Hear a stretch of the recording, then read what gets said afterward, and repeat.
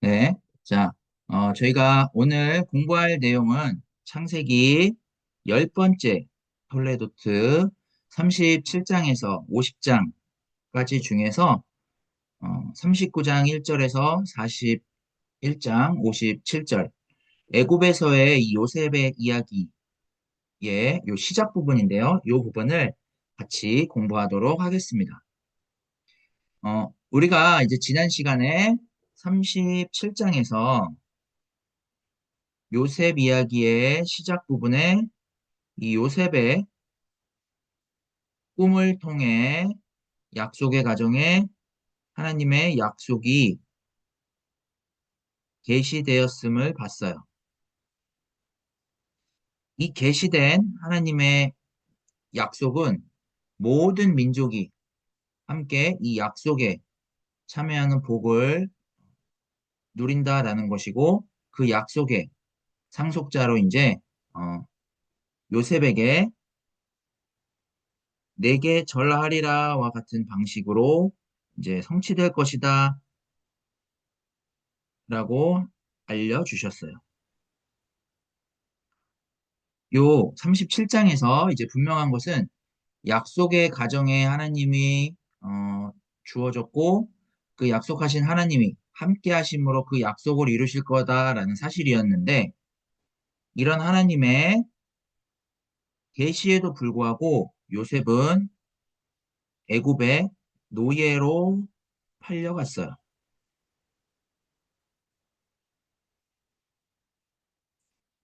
하나님이 요셉과 함께 하심으로 하나님의 약속에 참여하는 삶을 살도록 불러주셨고 그 하나님의 약속은 애굽으로 이제 요셉이 팔려감으로 노예가 됨으로써 이제 애굽에게 하나님의 약속이 주어졌어요. 그런데 이제 문제는 애굽이라는 요 질서에서는 그 하나님의 약속이 어떤 것인지 확인하기가 어렵다는 데에 있었어요.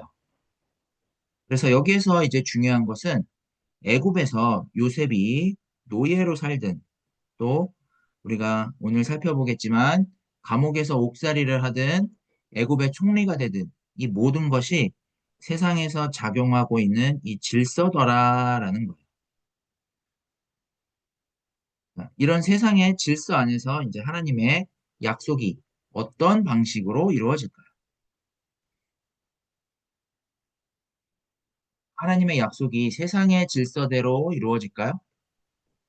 어, 하나님의 약속이 하나님을 신앙하는 것으로 인해서 하나님 없이 살아가는 이런 세상에서 하나님이 좋은 집과 재산을 주시거나 아니면 하나님을 믿는 자녀들이 남들보다 더 잘되고 부러워할 만한 삶이 되게 하는 그런 소유의 방식으로 하나님의 약속이 이루어질까요? 요셉의 이야기를 통해서 볼 수 있는 하나님의 약속은 이 애굽의 질서대로 이루어지거나 성취되지 않는다라는 거예요. 우리가 살아가는 세상은 하나님을 몰라도 행복이 뭔지를 딱 정해놓고 살죠. 그리고 하나님 없이도 우리가 어떤 삶의 행복인지를 정해요. 돈을 많이 벌어서 편안한 삶, 뭐 자신의 인생을 자랑할 만한 삶, 이런 것들로 우리의 행복을 딱 정했어요.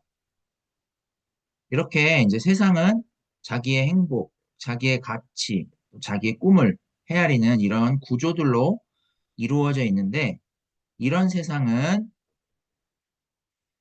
오늘의 행복이 내 삶을 온전히 보장하지 않고 내일 어떻게 될지 몰라요. 아무리 우리가 돈이 많고 행복한 그런 삶을 살아도 우리의 인생은 죽음이라는 이 비극을 어느 누구도 피해 갈 수가 없어요. 그런데도 우리는 아무렇지도 않게 어떤 것을 소유하고 누리는 게 우리의 삶의 행복이자 가치인 것처럼 여기고 살아요. 이런 세상의 구도에서 우리가 어떻게 벗어날 수 있을까? 그런 세상에서 벗어나기 위해서는 하나님이 함께 하심으로 하나님의 약속에 참여하는 이런 삶을 살아야 하는데 그 삶이 어떤 것인지 알아볼 수 있는 그 해답을 애국과 같은 질서 속에서 어떻게 알아볼 수 있는지를 이 애굽에서의 요셉의 이야기에서 들려줘요.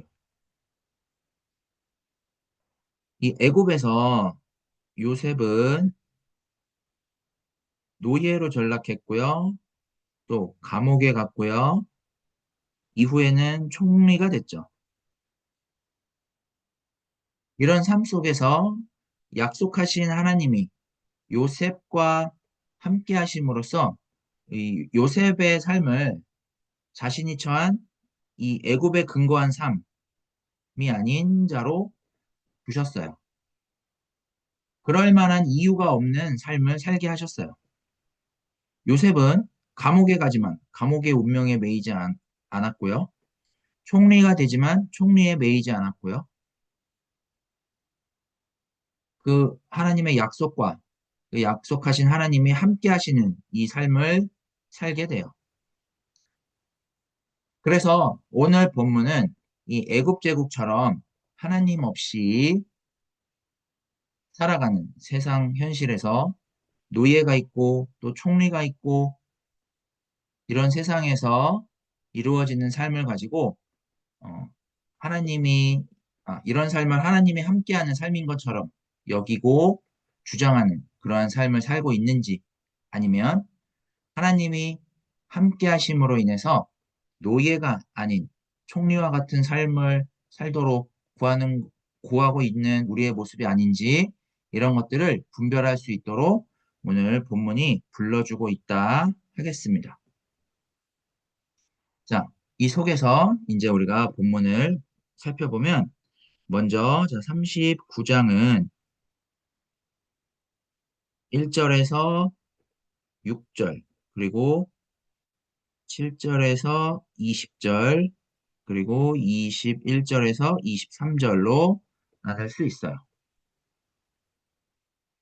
다시 요 1절에서 6절은 1절 그리고 2절에서 3절 그리고 4절에서 5절 그리고 요 내용들을 요약하는 6절로 이렇게 나누어 볼 수가 있어요. 자, 1절에 이제 어떻게 시작을 하느냐면 요셉이 애굽에서 내려가매 애굽 사람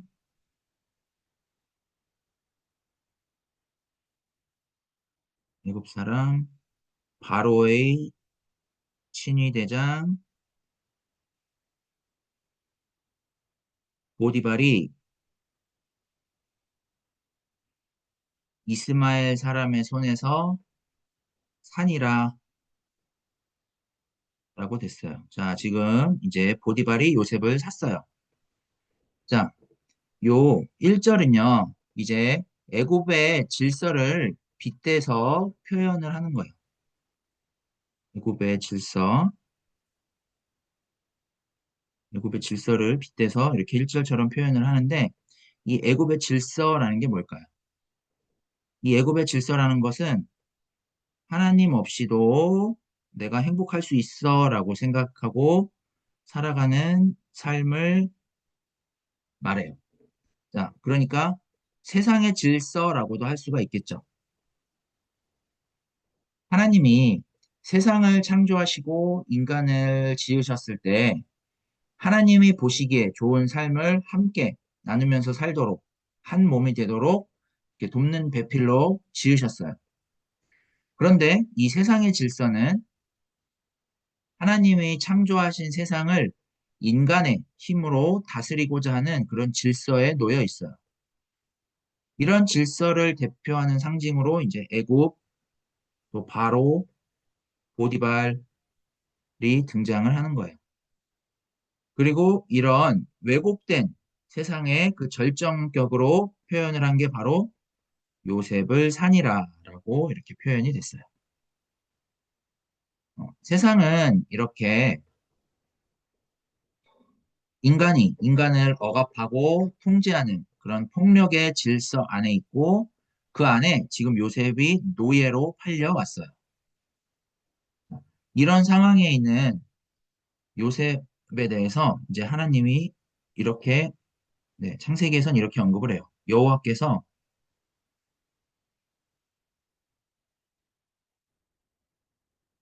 요셉과 함께 하심으로 그가 형통한 자가 되어라고 말해요. 지금 요셉이 노예로 팔려갔는데 하나님이 함께 하시고 형통한 자가 되었대요. 자, 이게 뭘 의미를 할까요? 자, 보세요. 노예 상태의 요셉하고 자, 보디발 중에서 누가 더 형통한 삶일까요? 애굽의 질서로 보면 보디발이 더 형통하죠. 근데 왜 이 노예인 요셉이 형통하다라고 할까요?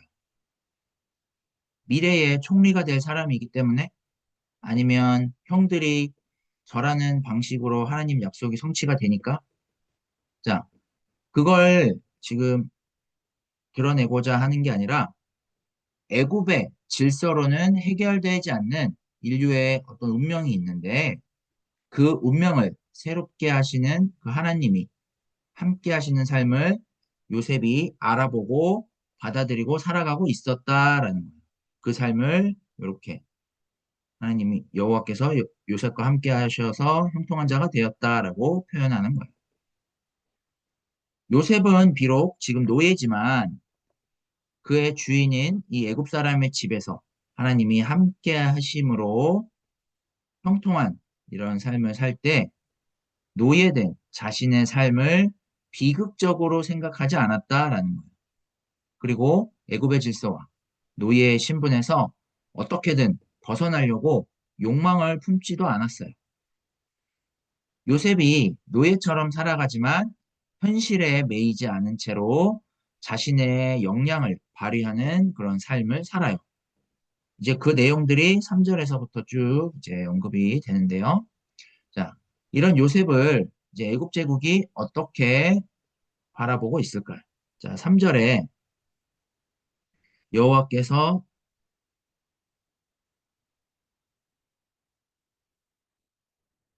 그의 범사에 함께 하심을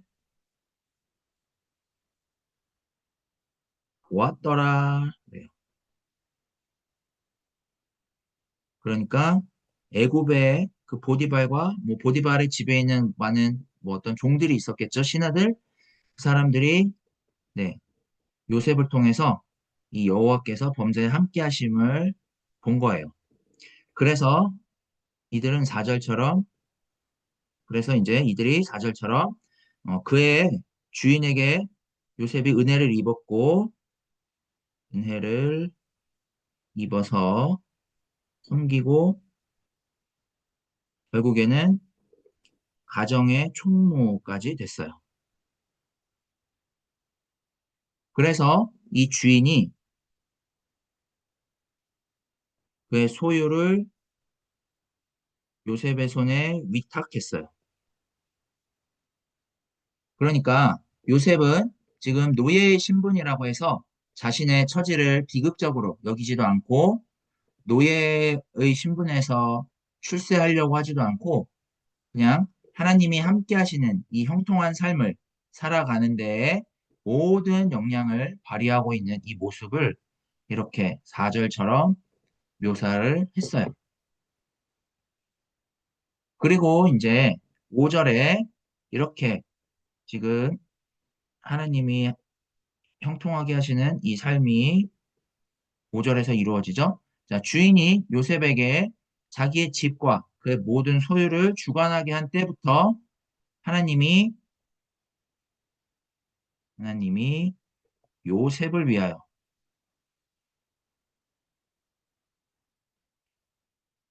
그 주인의 집과 밭에 있는 모든 소유에까지 미치는 복을 내리셨어요.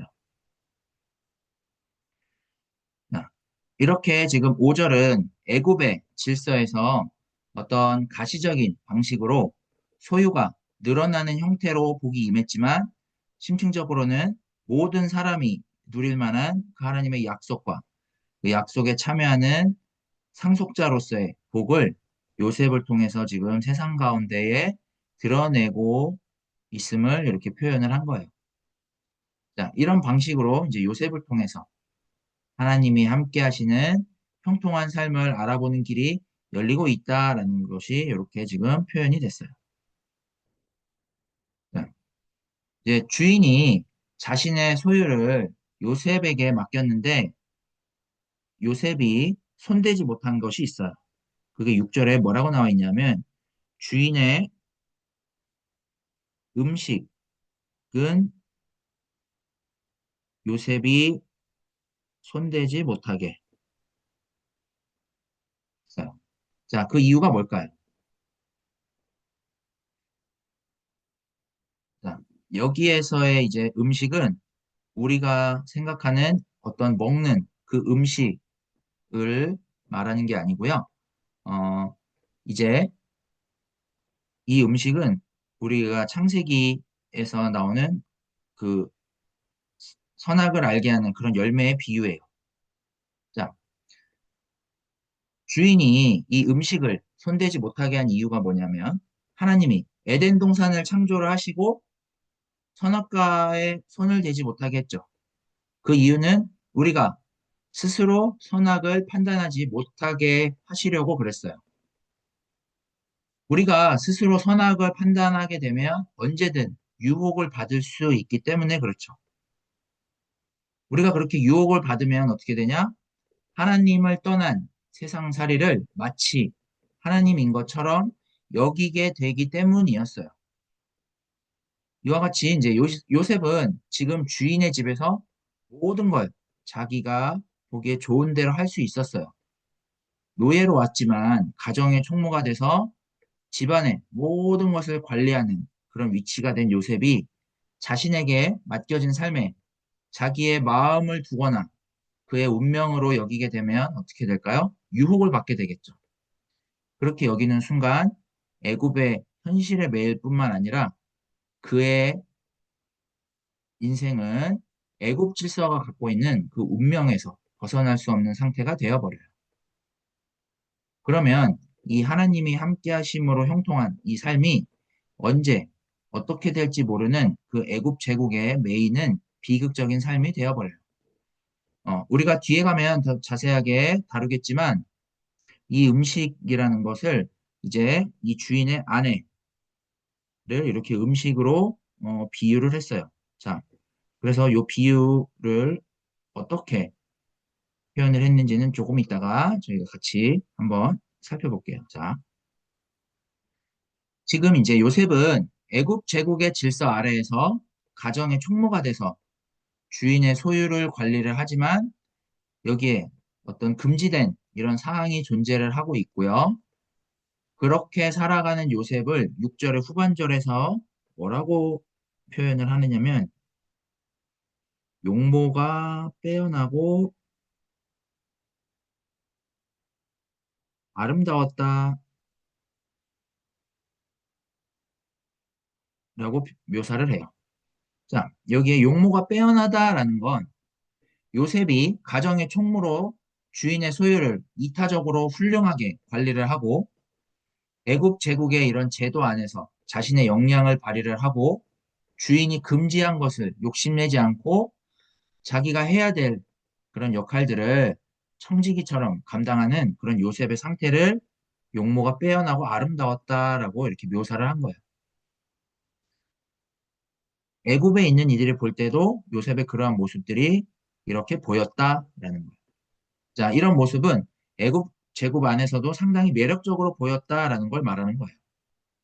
자, 이게 뭐냐? 결국은 여호와께서 요셉과 함께 하심으로 형통한 자가 되게 하셨다라는 것과 지금 같은 말인 거예요.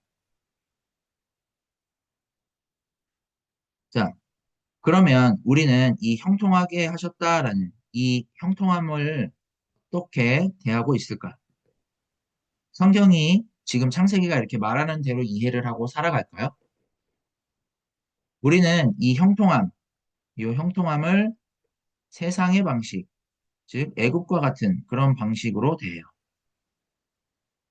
하나님을 잘 믿으면, 신앙생활 잘하면 무엇이든지 잘 된다. 하는 일마다 다 복을 받고 잘 된다라는 식으로 대해요.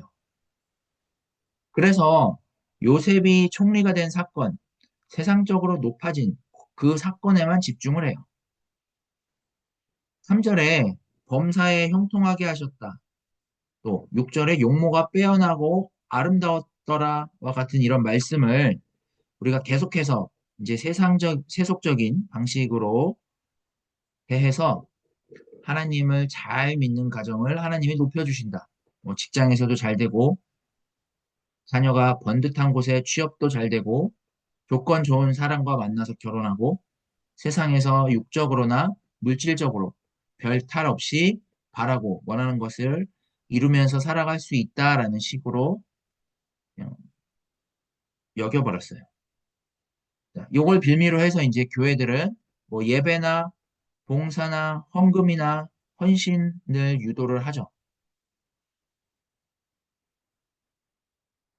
그리고 이제 그리스도인들이 세상에서 예상치 못한 어려움과 고난을 마주해서 어떤 일이 잘 되지 않을 때 하나님이 함께 하시지 않는 것 같다라고 여기면서 요셉의 가정이 그랬던 것처럼 샬롬이 없는 그런 상태로 만들어 버려요. 그래서 우리는 이런 애굽의 질서, 세상의 질서 안에서의 삶을 하나님이 함께 하셔서 어떤 문제를 내가 원하는 방식으로 당연히 해결해 줘야 되는 것처럼 여겨요.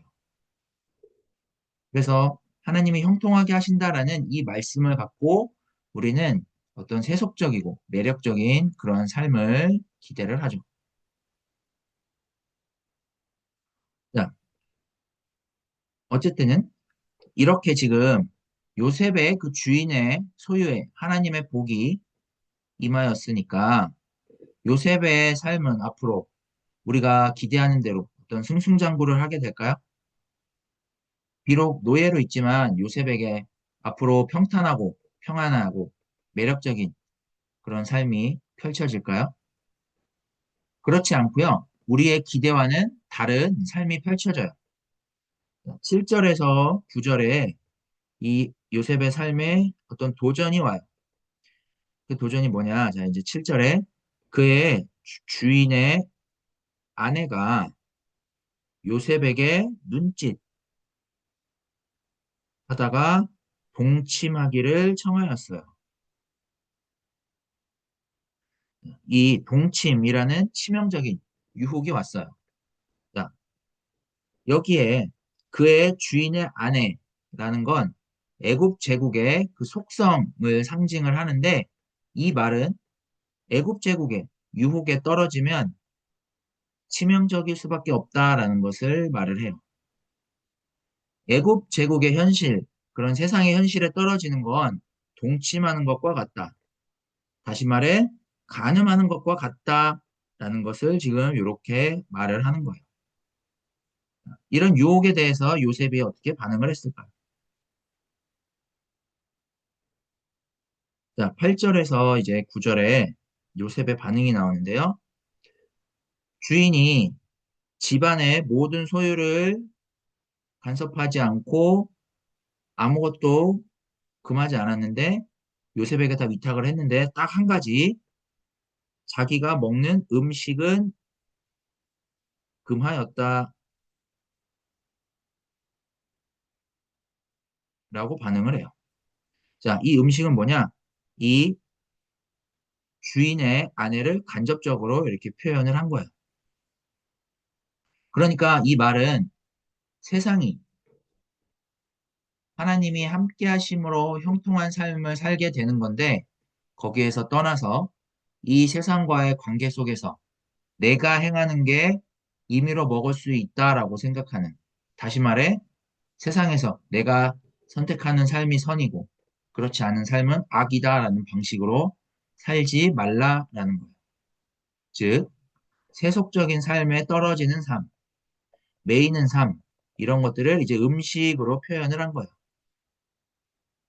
그런 애굽 제국의 속성이 치명적으로 유혹하는 이 주인의 아내와 또 같은 이런 속성이 있었기 때문에 이렇게 표현을 한 거고 요셉은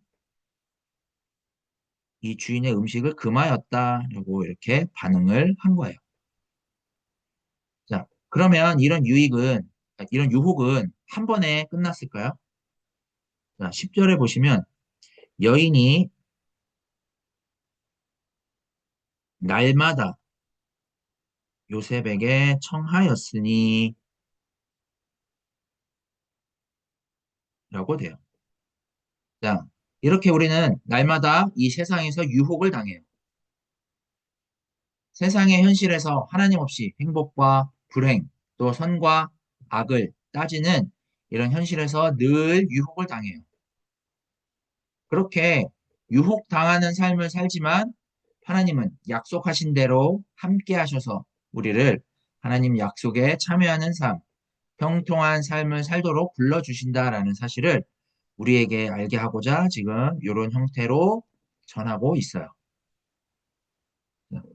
우리는 이 세상에서 다양한 모습으로 살아가죠.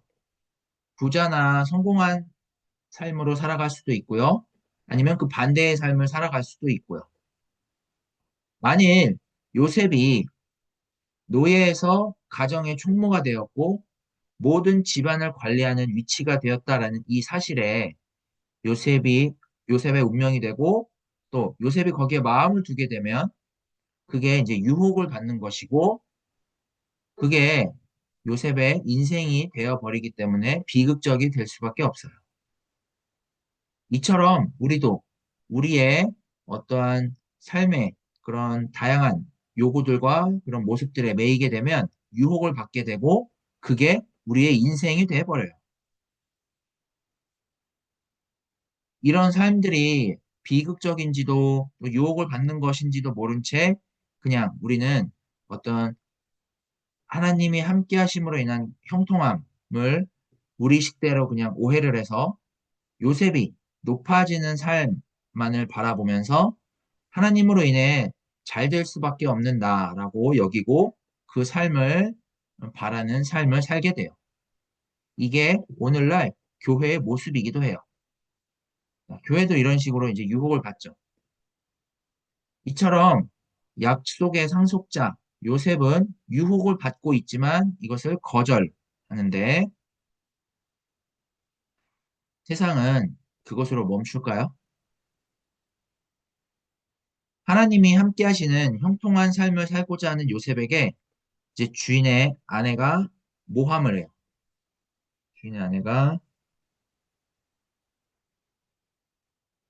모함을 하고요. 그리고 요셉은 자, 모함을 하는데 어떻게 모함을 하느냐? 주인의 아내가 크게 소리질러 히브리 사람이 자신을 희롱하고 자신과 동침하려 했다라고 모함을 해요. 그래서 요셉은 자신의 겉옷을 버려두고 도망을 가요. 자,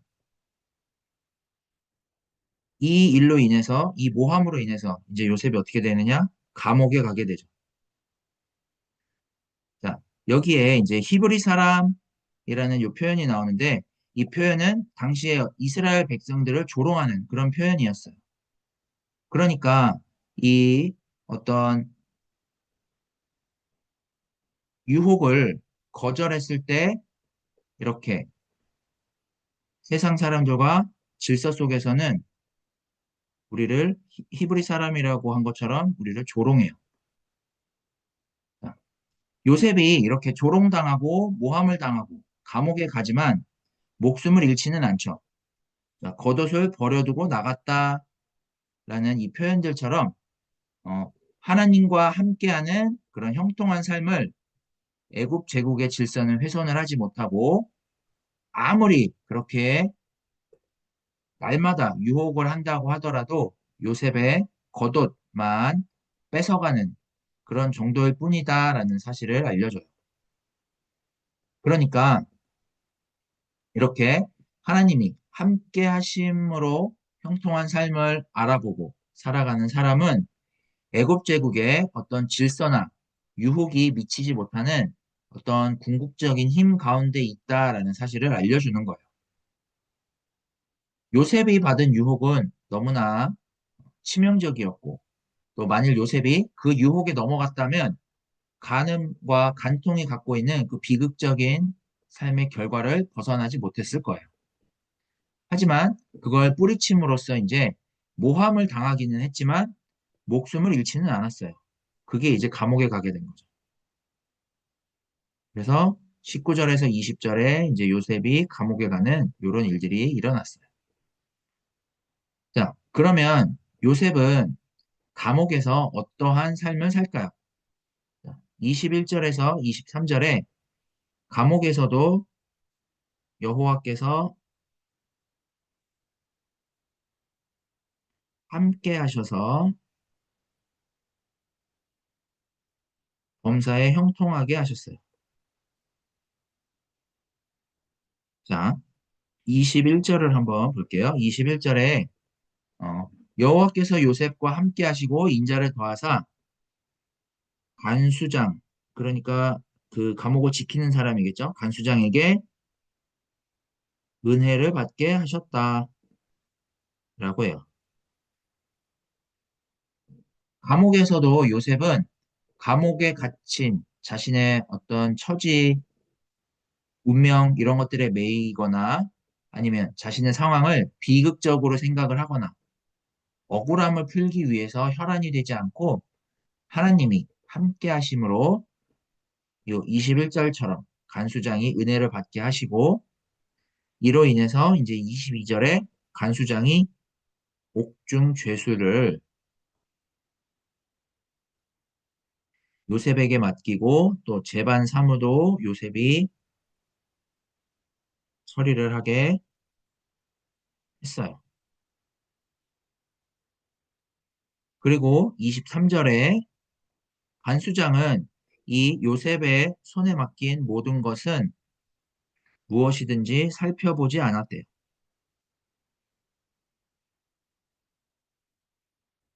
그만큼 요셉을 믿은 거죠. 자, 그러니까 요셉은 감옥의 운명, 이 죄수의 운명에 매이지 않고 애굽의 그런 질서에 매이지 않을 만큼 하나님이 함께 하시는 형통한 삶에 근거해서 살아가는 삶을 살고 있어요. 자, 그런 삶을 이제 23절 후반절에 뭐라고 이야기를 하느냐면 여호와께서 요셉과 함께 하심이라. 여호와께서 범사의 그를 형통하게 하셨더라 라고 언급을 해요. 자, 그러니까 이 39장의 이 말씀은 하나님의 그 약속에 참여하는 삶으로 하나님이 함께 하심으로 형통한 삶을 살고자 했을 때 이 세상에서 당하고 겪게 되는 일들이 있죠. 자, 그 일들이 뭐냐면 요셉처럼 어떤 억울함이나 모함이나 조롱이나 억압을 당해요. 하지만 하나님이 함께 하심으로 우리는 그런 세상에서 벗어날 수 있고 하나님이 함께 하심으로 형통한 삶을 살고자 했을 때 그 어떠한 것도 걸림돌이 되지 않고 요셉처럼 그 하나님이 함께 하시는 삶을 우리의 삶의 토대로 삼을 수 있게 된다라는 것을 말하고 있다 하겠습니다. 비록 우리가 지금 유혹을 받고 살아가고 있는 우리의 현실은 어떤 답답함이나 불안함 등으로 다가오고 우리의 현실은 거기로부터 오는 세상 풍조 또 뭐 여러 가지 가치관 등에 휩쓸려서 동요되고 온갖 방식으로 이제 안정을 이루거나 욕망을 성취하고 이렇게 하면서 살아라, 전전긍긍하는 삶을 살아라라고 요구를 하죠. 하지만 그런 세상은 하나님이 함께 하시는 형통한 삶을 향해서 나아가는 우리들을 결코 훼손할 수 없고 하나님은 여전히 이 함께 하심과 형통하게 하심을 통해서 창조의 의도대로 행하고 계시더라라는 사실을 깨달을 수 있도록 한다 하겠습니다.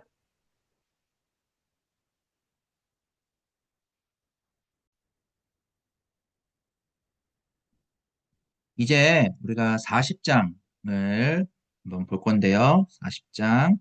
자, 요 40장에서는 이제 애굽 제국의 어떤 현실이 있죠. 그 애굽 제국의 현실이 있는데요. 그 현실과 또 요셉에게 작용을 하고 있는 새로운 현실이 있어요. 그 두 현실의 이 질적인 차이가 어떤 것인지가 드러나고 있는 부분이다라고 보시면 돼요. 애굽 제국에서 어떤 지위로 살든 어떤 현실적인 삶을 살든 우리의 그 미래와 운명을 우리가 선택을 하거나 바꿀 수 없다라는 사실이 요 40장에서 이제 드러나요. 이 40장에서 이제 감옥에서 요셉의 그 이야기들이 이제 펼쳐지는데 감옥에서 이제 요셉이 두 관원장, 두 관원장, 네. 자, 감옥에서 두 관원장이 있어요. 두 관원장의 이 꿈을 해석하는 장면이 나와요. 이 꿈을 해석하는 이 장면을 통해서 또 이들의 꿈을 통해서 애굽 제국의 현실과 삶으로는 헤아릴 수 없는 어떤 불가해한 그러니까 우리로서는 어떻게 할 수 없고 우리가 이해할 수 없는 그런 힘이 작용을 하고 있다라는 것을 들려줘요. 그래서 인생의 불가해한 해석은 하나님께 있다라는 사실을 40장의 꿈 해석으로 말해주고 있다라고 볼 수가 있겠습니다. 자, 그래서 이제 40장 1절에서 8절에 두 개의 꿈, 그러니까 두 관원장의 꿈이 등장을 하고요. 그리고 40장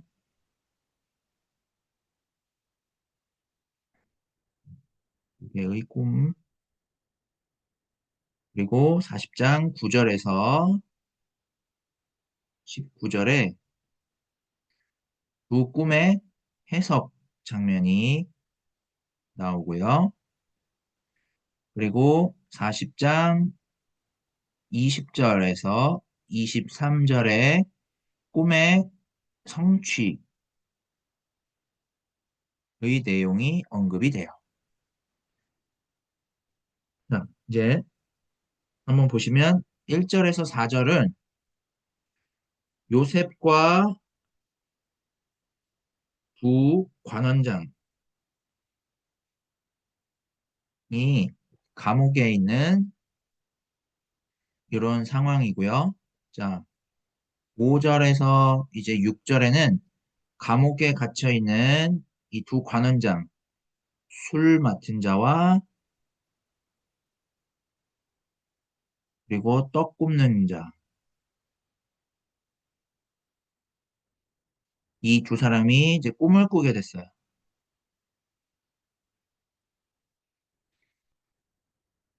근데 이들의 그 꿈은 어떤 불가해한 이런 힘으로써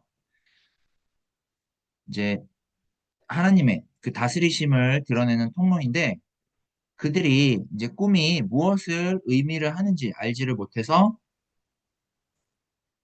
얼굴에 근심의 빛을 띠고 있었어요. 자,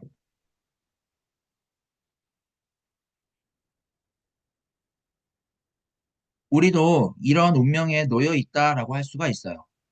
우리는 늘 열심히 현재를 살지만 세상에서의 어떤 이 불가해한 힘, 이해할 수 없는 힘 때문에 근심하고 우리의 미래와 운명이 어떻게 될지 손에 잡히지가 않으니까 우리의 미래와 운명을 어떤 식으로 결정하고 받아들여야 할지 모르는 현실 속에 있다. 우리도 그렇게 근심하고 있다라는 것을 이 두 관원장의 꿈을 통해서 보여주고 있어요. 자, 이제 여기에 7절에서 8절에 요셉이 개입을 해요. 자, 요셉이 이제 어떻게 개입을 하느냐면 7절에 그들에게 어찌하여 오늘 당신들의 얼굴에 근심의 빛이 있나이까? 라고 물어요. 그러자 이제 8절에 우리가 꿈을 꾸었으나 해석할 자가 없더라 라고 대답을 해요. 이게 애굽 제국의 현실이라는 거예요. 운명을 예측할 수도 없고 다가올 운명과 그 미래를 그냥 받아들일 수밖에 없는 그 애굽 제국의 한계를 이렇게 지금 나타내는 거예요. 그들의 이런 현실과 한계에 이제 요셉은 8절에서 뭐라고 이야기하느냐면 해석은 하나님께 있지 아니하니까 청하건대 내게 이르소서라고 말해요. 이 말은 요셉에게 작용하고 있는 새로운 힘은 우리의 미래와 운명을 헤아릴 수 있게 한다라는 말을 지금 이렇게 표현을 한 거예요. 그러니까 하나님이 함께 하시는 삶은 우리의 미래와 운명을 새롭게 하고 그 미래와 운명을 받아들이고 살아가게 하는 삶이 가능하다라는 것을 요셉이 알고 그 꿈의 해석은 하나님께 있다라고 말을 하면서 이제 애굽 제국이 다스리는 세상과 하나님이 다스리는 세상이 어떻게 다른지를 드러내요. 자, 그 내용이 이제 9절에서 19절에 이제 9절에서 19절에 이 꿈에 대한 내용과 해석으로 나타나요. 자, 이제 여기에는 두 관원장의 이 꿈의 내용이 쭉 언급이 되는데 요셉이 지금부터 사흘 안에 머리를 들고 쓸게요. 죄송해요. 9절에서 19절에 이제 꿈의 내용과 해석이 나오는데 자, 두 관원장의 꿈의 내용이 이제 여기에 쭉 언급됐죠. 요셉이 지금부터 9절에 지금부터 사흘 안에 머리를 들고라고 하면서 이제 해석을 해요. 자, 그러니까 3일 안에 이렇게 이루어질 거다라는 거죠. 자, 그런데 이제 그 해석한 꿈의 내용은 뭐냐? 자, 관원장은 술 맡은 관원장은 아이고야. 네, 술 맡은 관원장의 요 꿈은 복직이 되는 꿈이고요. 떡 굽는 관원장의 꿈은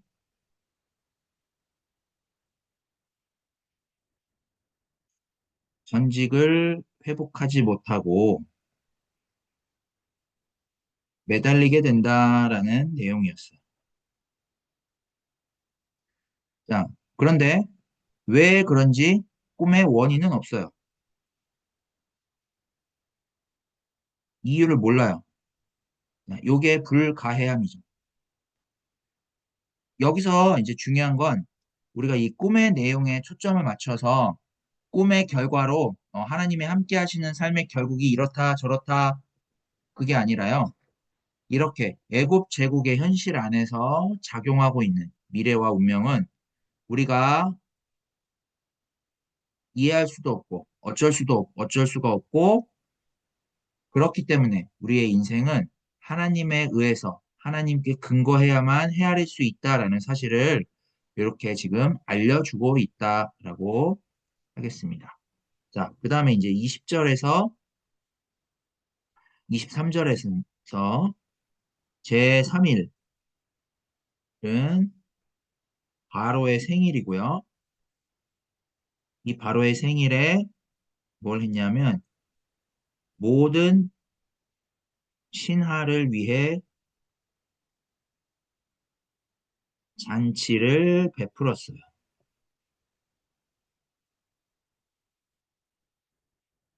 이렇게 이제 잔치를 베풀면서 술 맡은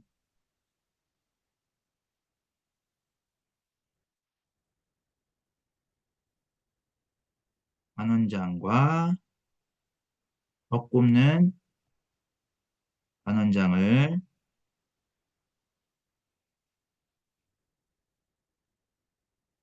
그의 신하들 중에 머리를 들게 했다라고 해요. 자, 요셉이 꿈을 해석했을 때 이 두 관원장의 꿈이 그 사건이 무엇인지 알 수가 없었고 그냥 다가오는 걸 받아들일 수밖에 없는 불가해한 운명과 그 미래 앞에 있었어요. 자, 그 결과가 이제 어떻게 됐느냐? 21절에 술 맡은 관원장은 전직을 회복을 했고요. 22절에서 떡 굽는 관원장은 매달리게 됐어요.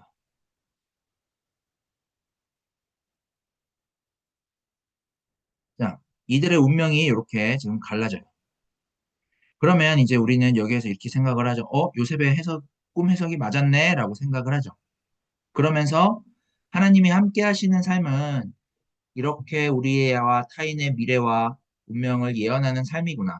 그렇다면 우리가 하나님이 미래에 일하실 것을 믿음으로 선포하고 우리가 그런 믿음의 말을 하면 하나님이 함께 하심으로 우리 입으로 예언한 대로 우리의 미래와 운명을 바꾸시겠구나.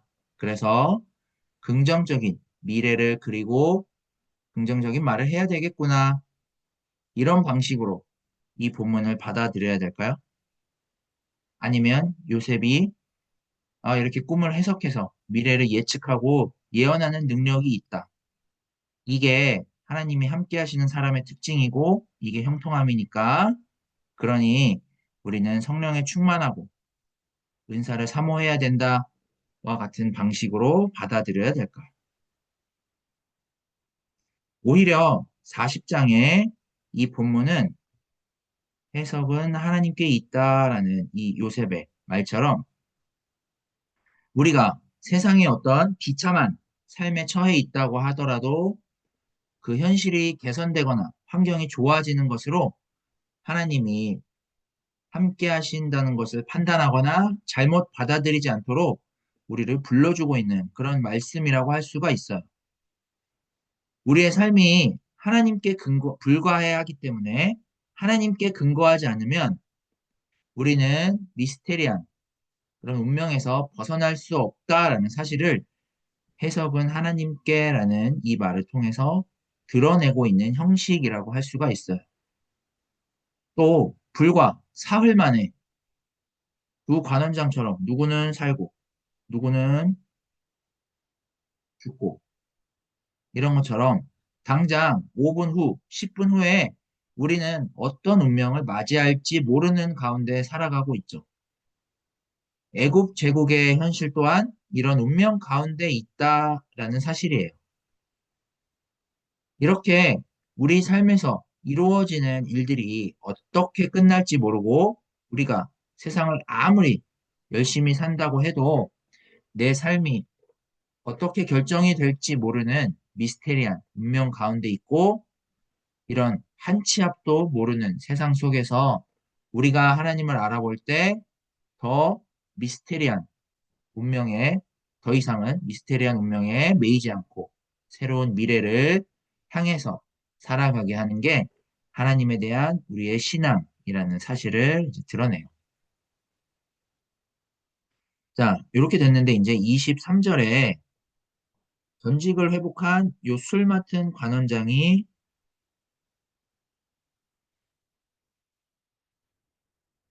요셉을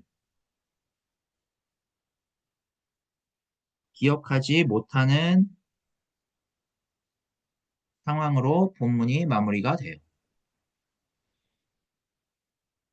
요셉이 이제 두 관원장의 그 꿈을 해석을 해줄 때 이제 복직이 되는 요 술 맡은 관원장에게 14절에서 뭐라고 이야기를 하느냐면 잘 되시거든 나를 생각하고 바롭게 아뢰어 내 사정을 바롭게 아뢰어 나를 건져 주소서라고 술 맡은 관원장에게 부탁을 했어요. 하지만 술 맡은 관원장은 요셉을 잊어버려요. 이런 요셉의 현실은 어때요? 참담하죠. 그러니까 이 23절은 우리가 이 세상의 삶, 그런 비참한 삶에서 인간적인 해결책을 마련하려고 하고 그렇게 살지만 그것으로 해결되지 않고 하나님에 의해서만 우리의 운명과 미래가 새롭게 되는 일들이 놓여 있다라는 거예요. 이런 삶에서 우리는 인간적으로 반응을 할 수 있지만 궁극적으로는 우리의 운명을 해석하고 결정하시는 그 하나님을 알아보고 그 하나님이 함께 하시는 삶에 전적으로 의존하는 것만이 우리의 미래와 운명을 바꾸고 새롭게 할 수 있는 유일한 길이다라는 사실을 이 본문이 주장을 하고 있는 거예요. 그럼으로써 이제 애굽 제국과 같은 현실 또 세상이 주장하지만 인간이 처한 운명을 해결하지 못하는 그 현실에서 하나님에 의해 새롭게 되는 미래와 운명을 받아들이고 참여하고 세상을 창조 의도대로 다스리도록 그렇게 하나님을 알아보도록 지금 불러주고 있어요. 이 40장의 이 본문은 그러한 세상을 좀 꿰뚫어 볼 수 있도록 우리를 준비시키는 이런 단계라고 할 수가 있어요.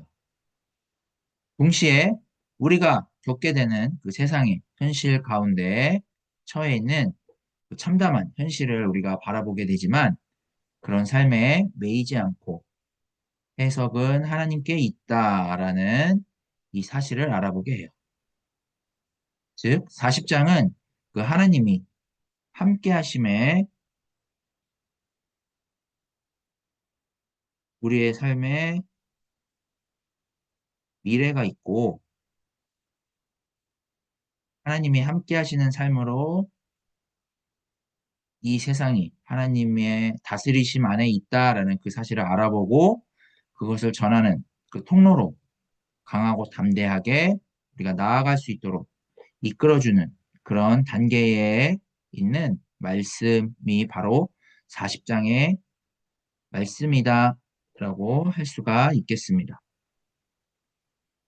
이제 41장인데요. 1장 1절에서 57절인데, 자, 여기도 꿈으로 시작을 해요. 자, 1절에서 8절은 바로의 꿈에 대한 내용이고요. 9절에서 45절은 이제 요셉이 바로의 꿈을 해석을 해요. 자, 그 꿈은 뭐였냐? 바로가 당하게 될 일, 애굽이 당하게 될 일이었어요. 7년의 풍년 이후에 7년의 흉년이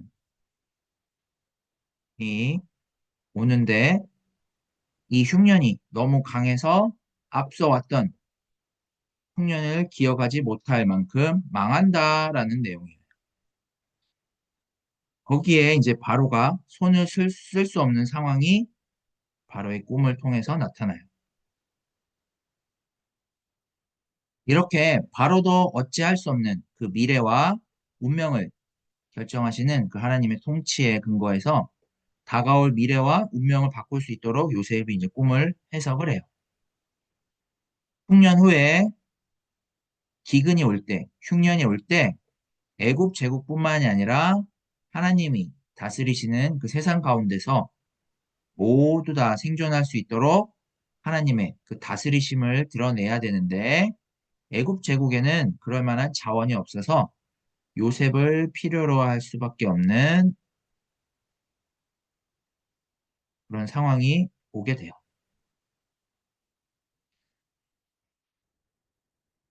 이 하나님의 다스리심을 드러내는 요셉이 아니면 애굽의 운명이 바뀌지 않기 때문에 요셉이 총리로 등용이 되는 내용들이 여기에서 이제 나타나요. 그 다음 46장에서 46절에서 57절은 이렇게 모두에게 생명을 가져다 주는, 모두가 함께 생명 얻는 삶을 살게 되는 그 새로운 통치가 이제 요셉을 통해서 드러나는 이런 내용들이 이제 언급이 돼요. 자, 그러면 41장의 이 내용들을 한번 자세하게 살펴볼게요. 자, 1절에서 8절에 보시면 먼저 1절에서 4절에 바로가 첫 번째 꿈을 꿔요. 첫 번째 꿈. 자, 이 꿈은 언제 꾸었냐면 요셉이 관원장의 꿈을 해석해주고 성취된 지 2년 후에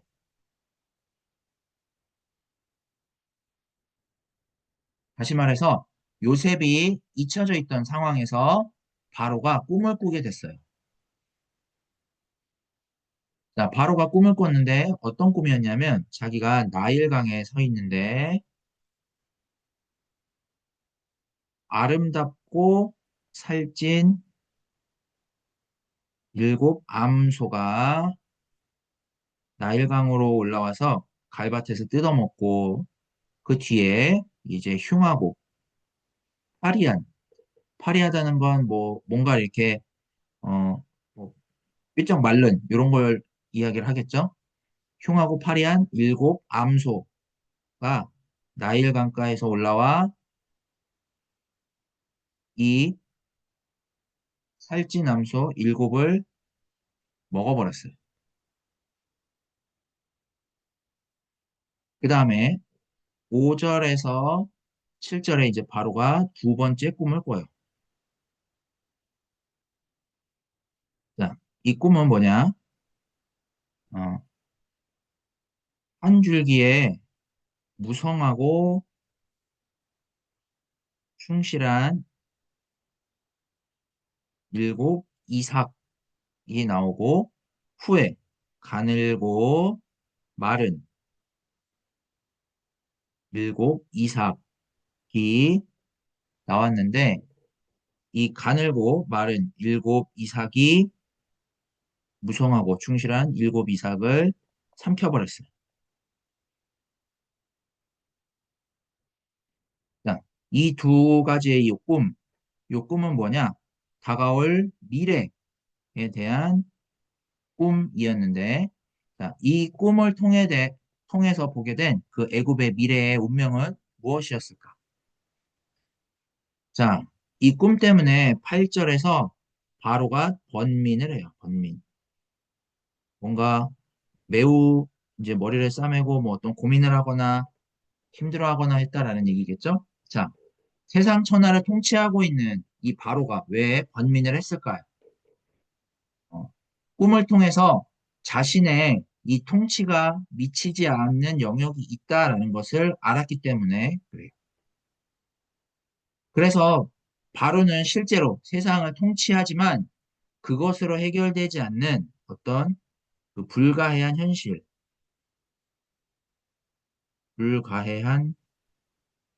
현실이 있기 때문에 번민을 해요. 바로가 세상을 통제하고 장악하고 그것으로 번성하고 있지만 그럼에도 다가올 그 미래에 대해서는 도저히 알 수가 없기에 번민할 수밖에 없어요. 그래서 바로가 어떻게 했느냐면 사람을 보내어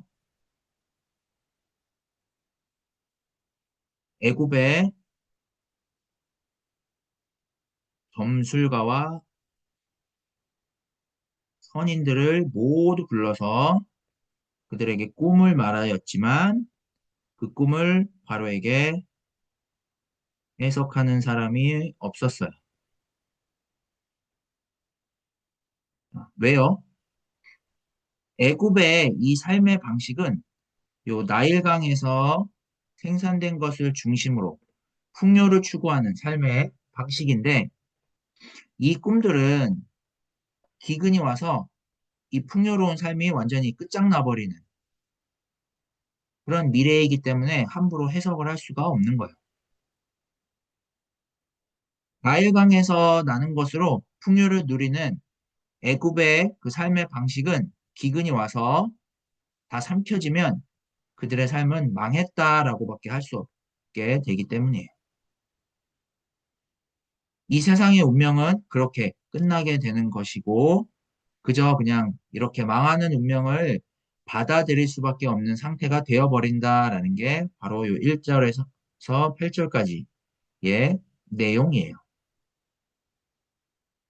자, 이런 상황에서 이제 9절에 요셉이 기억이 되는데 이 애굽 제국도 어찌할 수 없는 이런 일들을 해결을 하기 위해서 이제 요셉을 필요로 하게 돼요. 그게 9절에서 32절인데 여기는 이제 요셉이 꿈을 해석하고 총리로 등극이 되는 등극, 총리, 등용이라는 말이 더 맞겠네요. 네, 총리로 등용되는 장면이에요.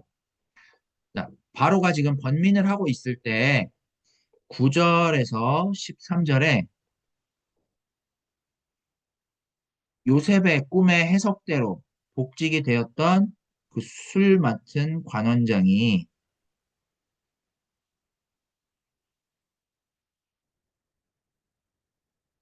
바로에게 요셉과 있었던 일을 이야기를 해요.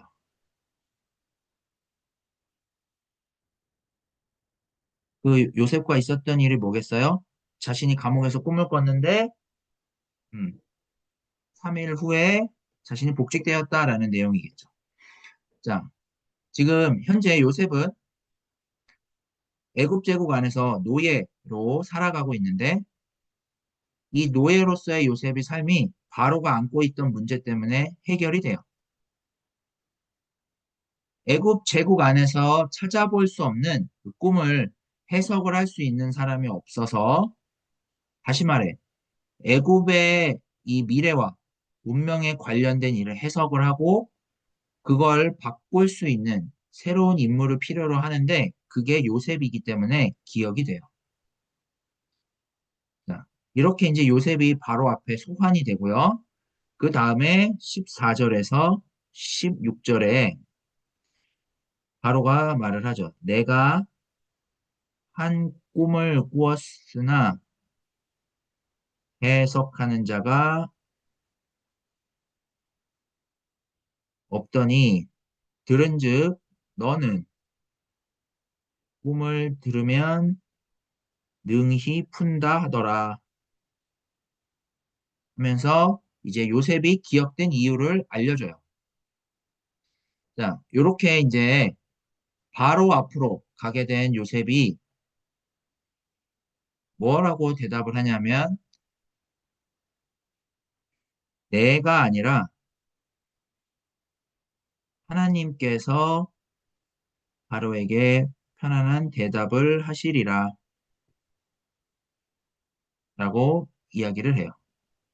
그러니까 바로의 꿈은 요 하나님과 관련된 꿈이고 바로의 그 운명과 미래는 실제로 세상을 다스리시는 요 하나님에 의해서 결정된다라는 사실을 이렇게 제시를 해요. 그리고는 이제 바로가 17절에서 24절까지 자신이 꾼 꿈을 이야기를 해요. 꿈을 쭉 이야기를 하고 25절에서 32절에 요 꿈을 이제 요셉이 해석을 해줘요. 자, 이 꿈을 해석을 하면서 바로의 꿈은 두 가지이지만 실제로는 하나를 가리킨다. 그리고 이 꿈은 하나님께서 하실 일을 바로에게 보이실 것이다.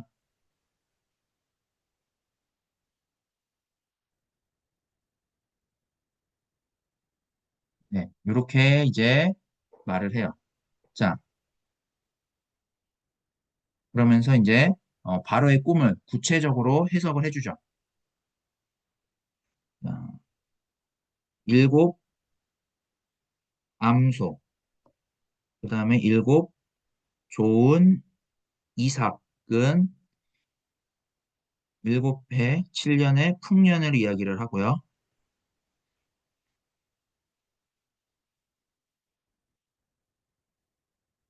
후에 올라온 일곱의 그 파리하고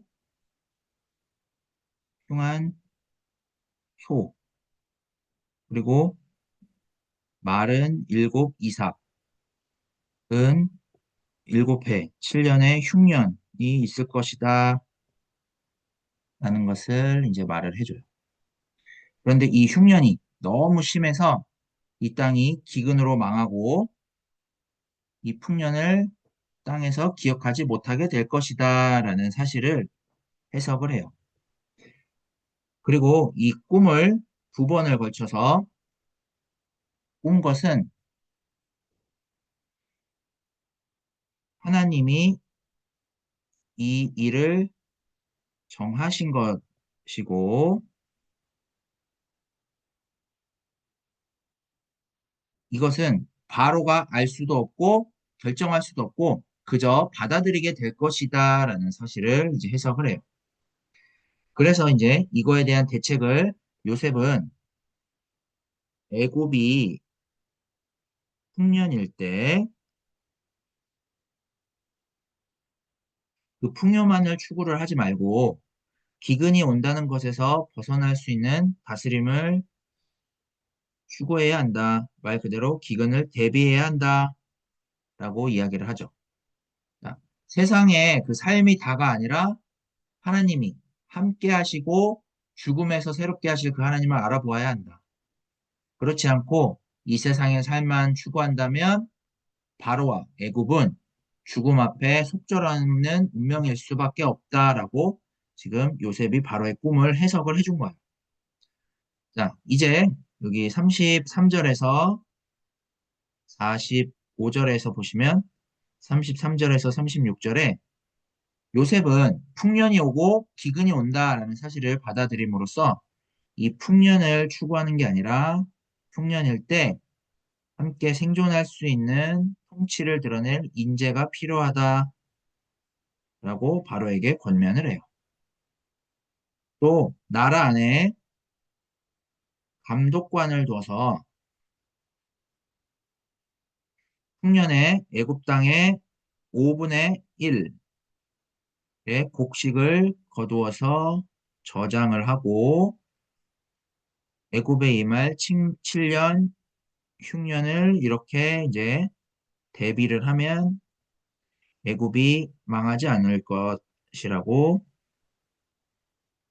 이야기를 해요. 자, 이렇게 요셉은 애굽이 망하지 않는 방식으로 다스리라라고 바로에게 이야기를 해요. 자, 이런 상황에 이제 37절에서 40절에 바로와 그의 모든 신하들이 좋게 여기고 뭐라고 말을 하느냐면 하나님의 영에 감동된 사람을 어찌 찾으리요? 라고 해요. 자, 그때 이제 바로가 요셉에게 너와 같이 명철하고 지혜 있는 자가 없도다. 너는 내 집을 다스리라 라고 말을 해요. 자, 여기에서 이제 다스리라라는 것은 바로가 다스리듯이 그렇게 다스리라는 게 아니라 애굽의 그 통치 방식을 넘어서 그들의 풍요와 기근을 통해 생존할 수 있는 그런 하나님의 통치를 드러내는 방식으로 애굽을 다스리도록 하라라는 거예요. 그러니까 지금 요셉이 이렇게 꿈을 해석을 하면서 그 하나님의 통치를 드러냈잖아요. 그래서 그 통치를 이렇게 다스림으로 드러내라라는 거예요. 바로가 이렇게 요셉을 초청을 하고 그리고서 이제 40절에 내가 너보다 높은 것은 이 왕좌뿐이다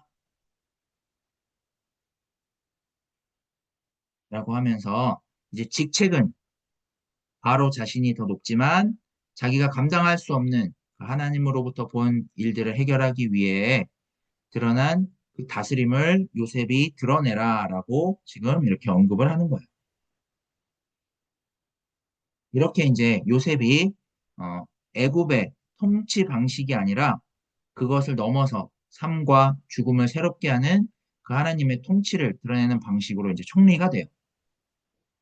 여기에서 이제 요셉이 애굽의 총리와 같은 뭐 어떤 높은 직책의 사람, 훌륭한 사람이 되었다라는 그게 중요한 게 아니라 그런 직책을 통해서 세상에서 죽음을 대비할 만한 하나님의 통치를 드러내고 그 하나님의 통치에 함께 우리가 살아가는 게 중요하다라는 것을 이 요셉이 총리가 되는 과정 속에서 나타내 주는 거예요. 자, 그리고는 이제 41절에서 45절에 이제 요셉이 총리가 돼요.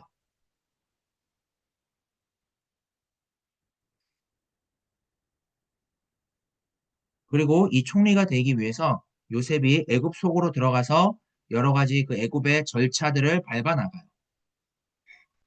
요셉은 애굽의 총리가 되어서 애굽 제국의 그 모든 제도를 받아들이되 애굽화되지 않고 애굽의 그 통치 방식이 아니라 애굽의 그 총리라는 직책을 통해서 우리의 운명을 새롭게 할 하나님의 통치를 드러내는 그런 총리가 돼요.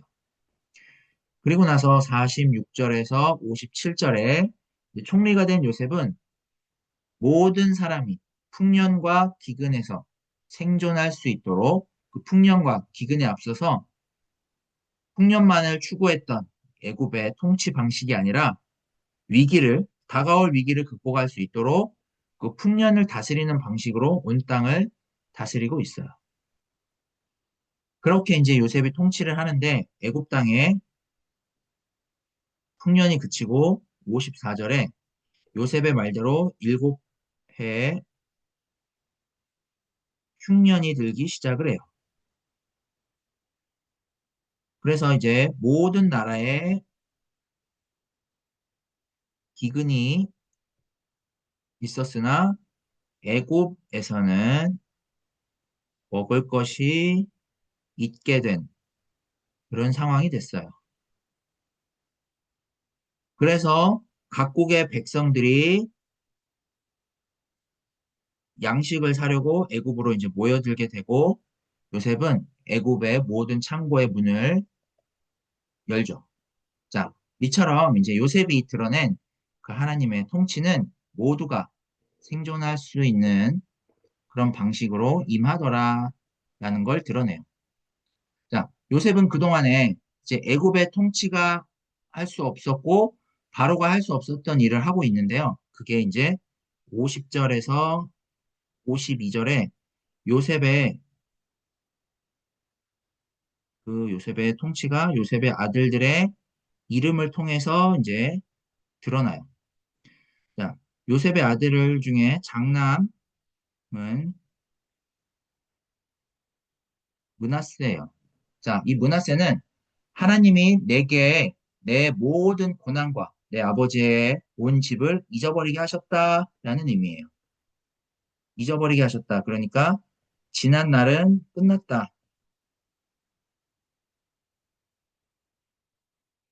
것을 말해요. 그러니까 하나님의 통치를 통해서 새로운 운명이 다가오니까 지난 모든 일은 다 지나갔다, 끝났다라는 거예요. 자, 그리고 이제 차남의 이름은 에브라임인데, 이 에브라임은 하나님이 나를 내가 수고한 땅에서 번성하게 하셨다라는 의미예요. 그러니까 이 에브라임은 하나님을 떠나서 지금 애굽 제국과 같은 방식으로 열심히 수고하지만 다가올 미래는 우리가 알 수 없고 죽음밖에 없는 그런 삶을 수고스러운 땅, 고통스러운 땅에서 번성하게 하신 그 하나님의 통치로 말미암아 우리의 운명을 새롭게 할 그런 삶을 살게 하셨다. 새롭게 하는 삶을 살게 하셨다. 라고 이야기를 하는 거예요. 자, 이렇게 41장은 풍년과 흉년을 통해서 하나님의 통치를 간접적으로 드러내고 있지만 우리의 삶은 하나님을 떠나 애굽 제국과 같은 삶에서 수고하는 삶, 그리고 땀을 흘려야 먹을 수 있는 고통스러운 삶을 살아가는데 그런 땅에서 번성하게 하시는 그 하나님의 통치로 인해 우리의 운명을 새롭게 하는 그러한 삶으로 살게 하셨다라는 걸 드러내고 있어요. 다시 말하면 하나님이 자기의 형상대로 인간을 창조하시고 생육하고 번성하여 땅에 충만하라 하신 것처럼 세상이 하나님과 불일치함으로 가져온 그런 죽음이라는 결과 가운데서 하나님의 그런 영광과 하나님의 영광 그리고 안식을 드러내는 그런 특별한 역할로 요셉을 부르셨고 우리도 그와 같이 부르고 계신다라는 것을 네, 드러내고 있어요. 자, 이제 결론적으로 오늘 본문의 말씀은 하나님을 떠난 그런 삶에서 죽음을 맞이하는 것밖에 없는 이 세상 방식의 삶을 극복을 하고 이렇게 하나님이 그 가운데서 그 의도대로 창조 사역을 완성하신다라는 사실을 전해 주심으로써 모두가 생존할 수 있는 더 바랄 것이 없는 세상, 보시기에 심히 좋은 세상으로 우리를 부르고 계신다라고 할 수가 있겠습니다. 우리가 살아가는 세상은 오늘 본문처럼 요셉이 노예로 팔려오고 억울한 누명으로 감옥에 가고 하는 것과 같은 삶이지만 그런 세상의 삶에 매몰되거나 매이지 않고 또 세상의 처지로 낙심하거나 좌절하지도 않고요. 여호와께서 함께 하심으로 요셉이 형통한 자가 된 것 같이 우리도 하나님이 함께 하심으로 형통하게 하셔요. 세상은 요셉에게 너는 노예다, 죄수다 라는 이런 신분을 씌웠죠. 하지만 그렇게 한다고 하더라도 요셉은 총리가 되는 이런 삶을 얻기 위해서 매달리지도 않았고요. 또 총리로 애굽 제국에서 권력을 행사할 수 있는 삶이 되었다고 하더라도 애굽 제국의 어떤 현실에 매이지 않은 것처럼 우리도 세상의 그런 어, 모든 현실에도 불구하고 어떠한 현실 가운데에서도 자유롭고 우리가 벗어날 수 없는 그런 비극적인 운명인 죽음조차 새롭게 하는 그 하나님의 다스림 가운데 우리를 살아가게 하신다라는 것을 오늘 본문이 우리에게 말을 해주고 있다 하겠습니다. 이런 하나님의 다스리심, 이런 형통을 다른 말로 인도, 하나님의 인도, 하나님의 섭리, 하나님의 은혜라고도 할 수가 있는데 이렇게 우리가 오늘 함께 살펴본 이 39장에서 41장의 본문은 이런 하나님의 다스림, 하나님의 형통, 인도, 섭리, 은혜 안에서 그 하나님의 창조 의도대로 우리의 삶을 새롭게 대하며 우리의 운명을 전적으로 내어 맡길 수 있도록 우리를 불러주고 있다 할 수 있겠습니다.